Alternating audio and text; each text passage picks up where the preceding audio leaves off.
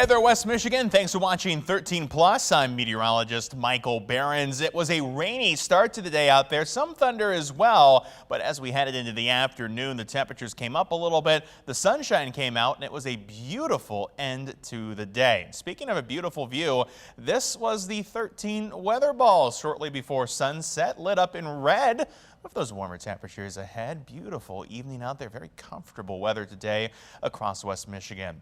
Of course, if you take any weather photos out there, you can always send them to me on social media. Meteorologist Michael Behrens on Facebook and at Mike Behrens WX on Twitter and on Instagram.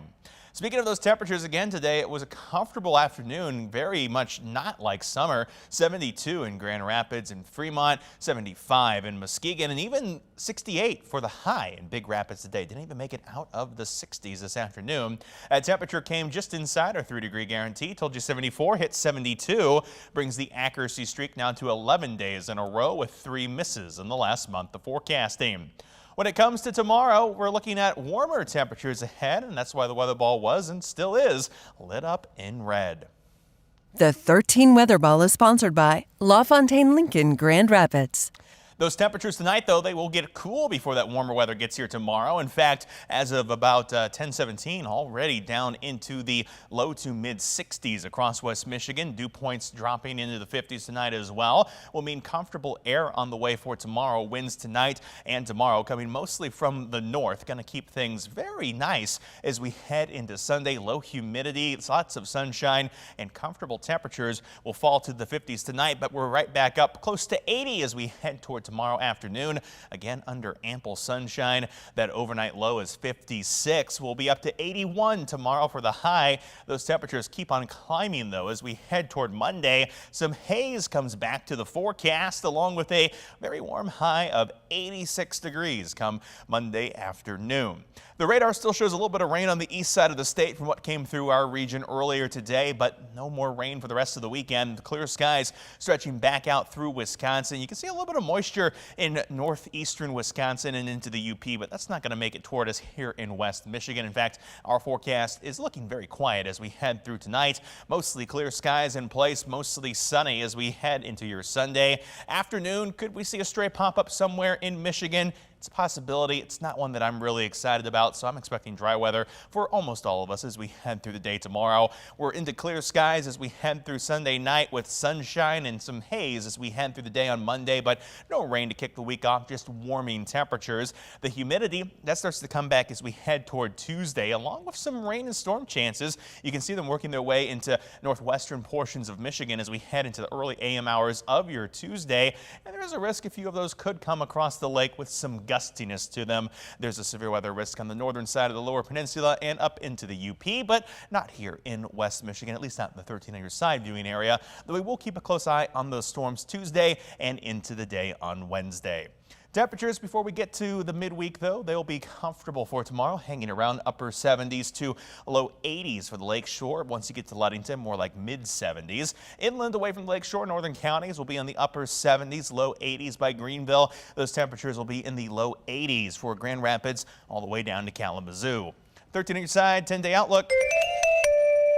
That shows temperatures that jump right back up as we head toward Monday and Tuesday. Again, scattered showers and storms come into the picture as we get into your Tuesday, Wednesday as well. Temperatures will be back down near normal by the end of the week, but the humidity doesn't go away. That'll keep storm chances in the cards for Friday and Saturday as well. Drier weather, at least for now, as we head toward the end of the 10-day.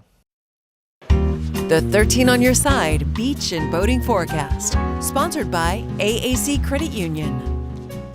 And here's your latest beach and boating forecast. If you're heading out to enjoy that sunshine tomorrow, it's going to be pretty calm waters on Lake Michigan, though there will be a little bit of wave activity, mostly around 1 to 2 feet for central and northern portions of Lake Michigan. Calmest waters on the southern end of the lake, only about a foot, with those winds coming in around 5 to 15 miles per hour. The waves and the water temperatures have cooled down some as we headed into Saturday. Not as many 70s on the lake, though some were still existing in Berrien County. Though temperatures remain in the mid to upper 60s, and we should see 70s return as we head into this week.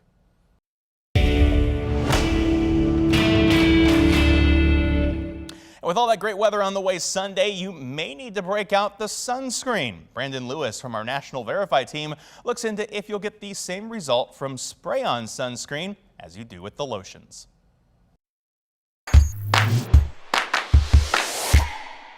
Walk into your favorite store and you'll see a wall of choices to protect your skin from the sun.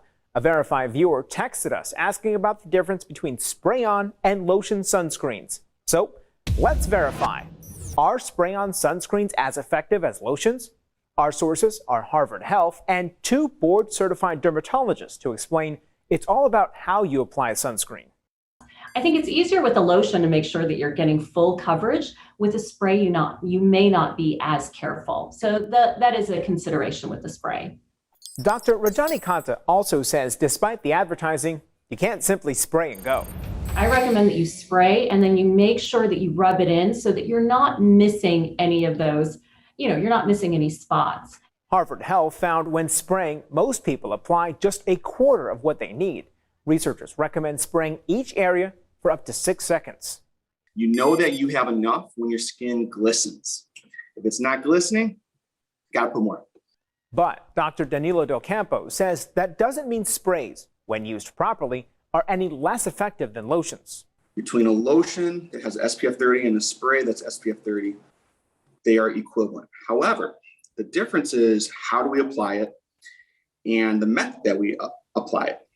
So we can verify. Yes, spray-on sunscreens are as effective as lotions. However, they may be more difficult to use correctly than lotions. The doctors also say parents may want to use lotions for their children because it's harder to spray a good coating when kids are squirming around. With your Verify, I'm Brandon Lewis. Want something verified? Email us or send us a text. For more Verify stories and to sign up for our newsletter, go to verifythis.com. And if that sunny weather takes you over to the beach, remember to look out for dangers such as rip currents. They've led to nearly a dozen deaths in the U.S. in June alone. Verify's Ariane Till has what you need to know in order to stay safe. Rip currents are powerful, narrow channels of fast-moving water. They can form in a gap between sandbars, piers, or parts of a reef. Normally, underwater obstacles make waves crash onto the shore, instead of washing back into the sea. But when there's a clearing, water can get sucked back out, like water in a drain, creating a rip current. And in just the blink of an eye, it can pull you far away from the shore. A Facebook post shared more than 9,000 times claims it's possible to spot a rip current when you're on the beach. So let's verify. All of our sources agree. It is possible to spot a rip current when you're at the beach, but your vantage point matters.